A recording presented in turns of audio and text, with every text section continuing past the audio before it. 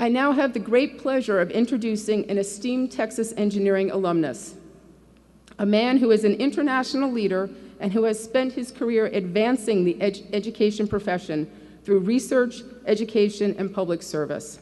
Tonight's commencement speaker, Sergio Manuel Alcocer Martinez de Castro.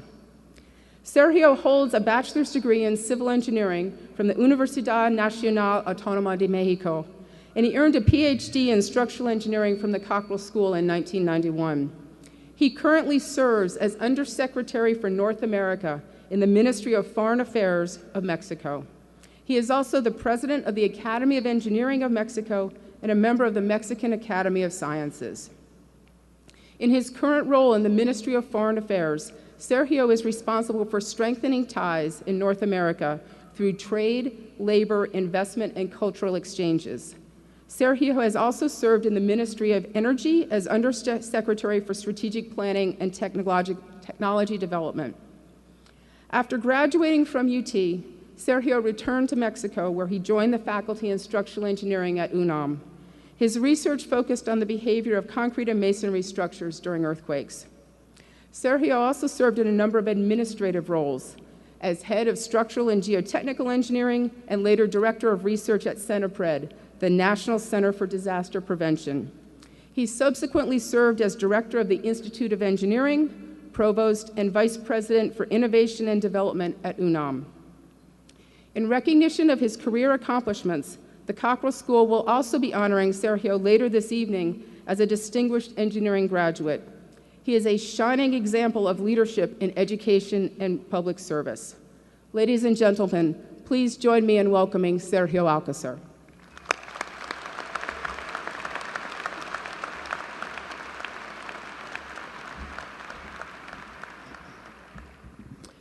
Thank you, Dean Wood, for your kind introductory remarks, and thank you for this great honor. Good evening, fellow Longhorns.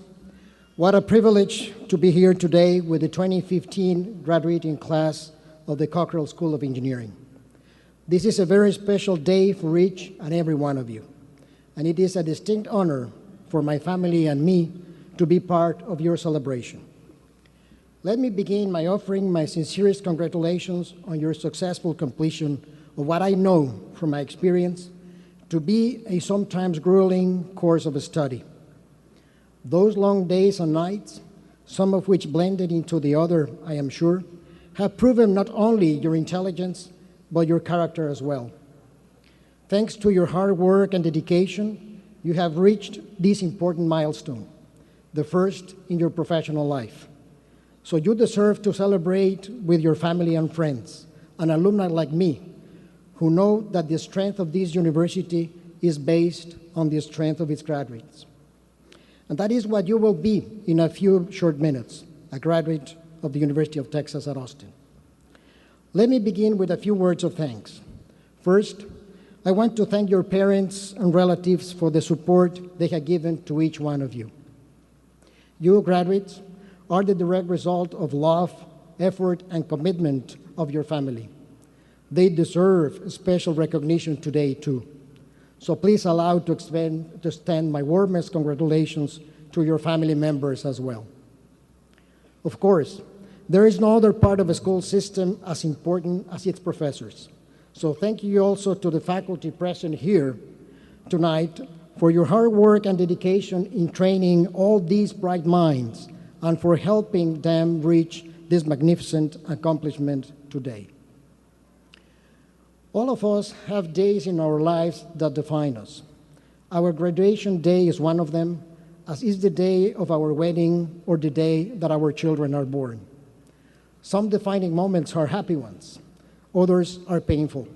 I'd like to tell you about a day in my life that changed me forever. The day was September 19, 1985. That's almost 30 years ago. Some of you in the room were not even yet born. It was the day that a large devastating earthquake occurred in Mexico, causing over 10,000 deaths and damaging more than 1,000 buildings in Mexico City alone. That unprecedented and unpredictable event changed the lives of thousands, including mine, forever.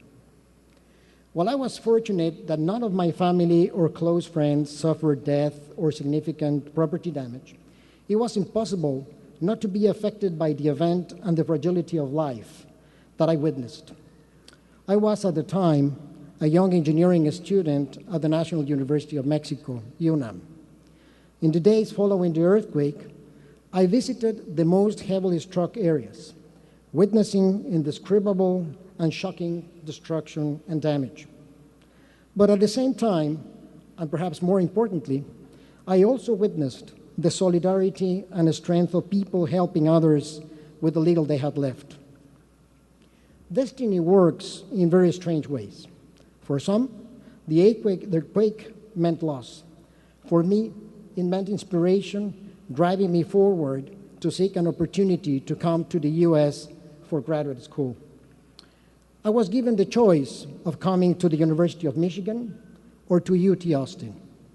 Clearly, I made the right selection as I chose UT, where I completed my PhD. I am as proud as you are of being a graduate of this great university. It was here that I learned from my professors the values of devotion to your work, discipline, intellectual creativity, as well as the processes by which engineers solve problems. I learned that your title, whether a PhD, master's, or bachelor's, are of little relevance if you lack the passion, the commitment, and the integrity that allows us to strive for excellence in all that we do. When I finished grad school, I went back to Mexico because I felt that was my duty. I returned to my alma mater, UNAM, as a professor, thinking that I would devote my entire research to studying concrete structures, which was the topic of my doctoral work at UT. However, on my very first day on the job, I was assigned to work on masonry, which is a prevalent construction material in my country. While it was not what I had expected, I entered this field with confidence because I knew that the strong foundation I had built at UT would serve me as I undertook this new area of study. As part of this research, I was tasked with developing a new building code for masonry structures. When I now look at the numerous large housing complexes in Mexico that have been designed and constructed by the code we developed and that have adequately performed during recent earthquakes, I am privileged witness to the real value of engineering studies. The most important skill that you have learned here at UT is to shape scientific knowledge into structures, equipment, and processes that can improve the lives and well-being, as well as the hope and self-esteem of thousands, and why not millions of people. Engineering has been at the forefront of our civilization, applying generations of scientific knowledge to solving societal needs. Engineers use the minimum resources available, as well as incomplete sets of data and knowledge to solve problems. To cope with the unknown, engineers develop and refine over time a truly powerful tool, their professional judgment. You too will become experts in the process of evaluating challenges, discerning best courses of action, and applying real-world solutions to better your families, your communities, and your countries. You graduate today with the fundamentals that you need to succeed, but I encourage you to be patient with yourselves as you continue to grow and learn in your professional lives.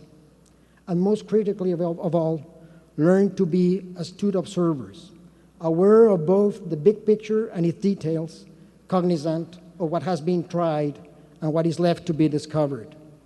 In this way, you will develop the professional judgment that you need to succeed. While scientists study what exists, we engineers design, build, and manufacture what does not exist for the benefit of the society. These can be in the areas of water and sewage systems, clean and affordable energy, or health solutions. All of these are important, and all of them are waiting for your leadership and your innovation. We live in a world with large inequalities, in which poverty, limited access to drinking water and sewage, and crippling and sometimes ancient diseases continue to exist. Most of the times, we tend to think that these inequalities are only present in other countries on other continents. No, that is not the case. Even within our own cities and our own neighborhoods, here in the United States, those challenges exist. You have the talent and the privilege of being engineers. And that privilege brings the responsibility for and the opportunity to improve the lives of those around us. As the UT motto claims, what starts here changes the world. So, while I share your delight in celebrating your graduation, I urge you to continue your hard work in the future. Exercise your leadership. Give back to your community and country. Be the person to ensure that the world's most vulnerable populations have the drinking water and sewage systems they need. Develop green energy projects. Prepare our society to compete. But how can you do this? Well, simply by using the principles you have learned at this fabulous university. First, you need to identify and conceptualize the problem. Second, you need to develop technical and economically feasible solutions.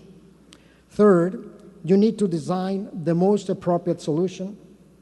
And finally, you need to assess the impact of your solution.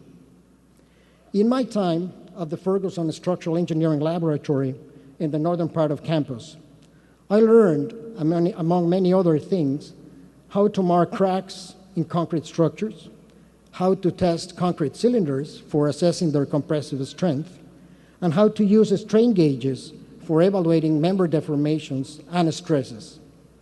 All these skills have been valuable in my academic career, as well as in teaching me how to be a good engineer. But I also learned that perseverance and patience are important values for life.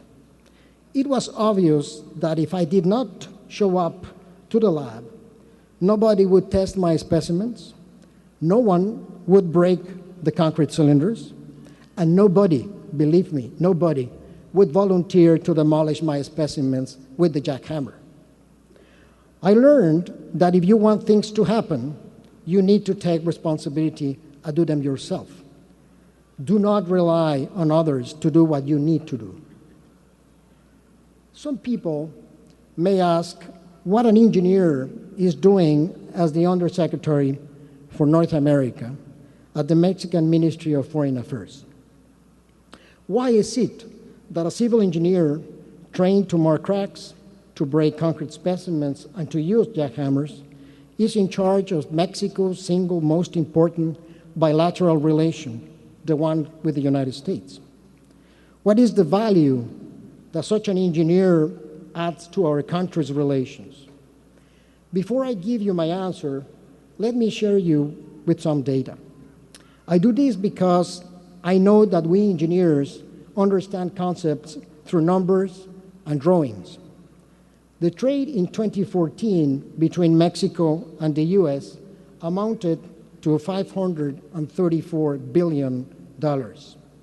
That is equivalent to the budget needed to run 200 UT Austin campuses annually. From these $534 billion, over 190 is derived from trade with Texas alone. Mexico is the single largest trading partner for Texas, more than doubling the trade with Texas' second largest trading partner, Japan. But the relation is not limited to trade. It is based on friendship and family. Over 35 million people from Mexican origin have chosen the US as their home. We have 1 million Americans living throughout Mexico. We have developed a very collaborative partnership that defines North America as the most dynamic and exciting region in the world. To answer the question as to why they asked an engineer to fill this critical foreign policy position in Mexico, I go back to those principles and lessons acquired while at UT. passion and commitment to giving back to my country, dedication to improving reality for future generations, and integrity in working to advance the best interests of my country and the region that we share with the United States and Canada. It is directly thanks to my training as an engineer that I have been able to identify, conceptualize, design, and optimize solutions to our joint challenges.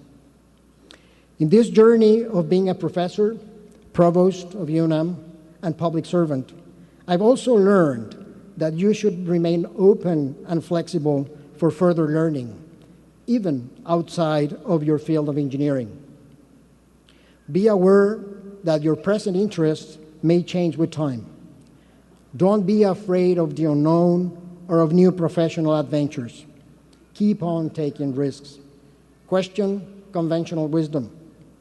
Your talent, qualifications, and education are your prime sources for success. Use them wisely with doses of integrity, perseverance, and patience. And I assure you that you will succeed. And one last word of advice.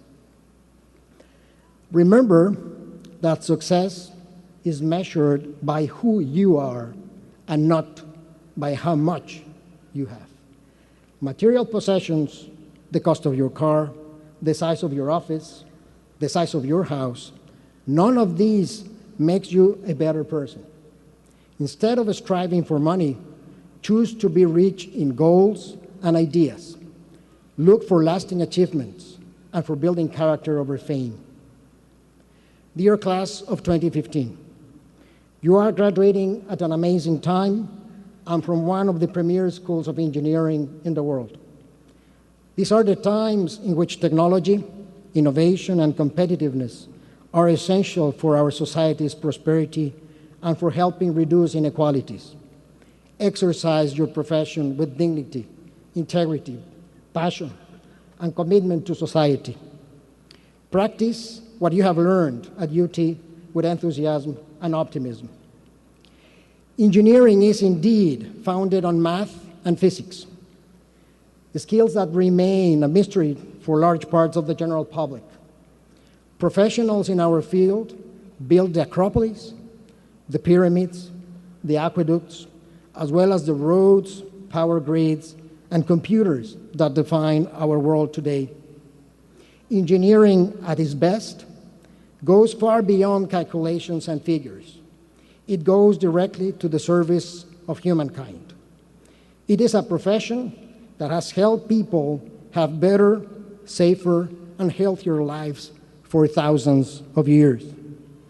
I am confident that your families, your professors, and alumni like me will witness your contributions to humanity in the years to come. Congratulations once again. Thank you, and have a good night.